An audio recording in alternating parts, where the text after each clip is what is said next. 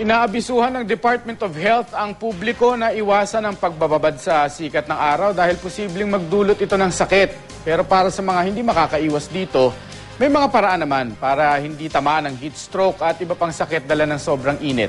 Makibalita tayo kay CJ Turida ng GMA Dagupan.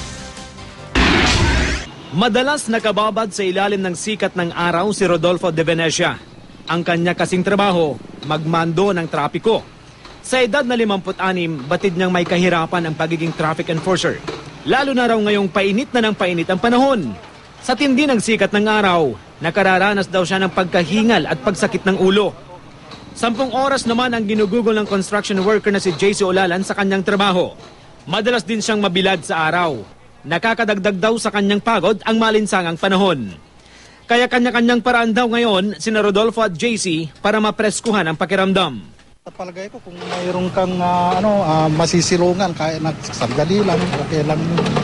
May bisan na yung pagka-init sa init ko. Pahinga, kapag ganito, kumuha ka lang tubig, basa-basa mo yung mukha mo para hindi ka mainitan. Paalala ng DOH, kailangan ng iba yung pag-iingat para makaiwas sa sakit na uso tuwing tag-init. Isa na rito ang heat stroke. Kung minsan may loss of consciousness, may circulatory collapse na kung yung ang pulso niya hindi na natin makuha, no?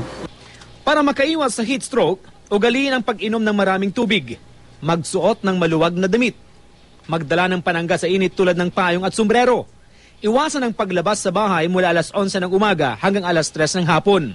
Huwag din kalimutang maglaan ng oras para sa pahinga.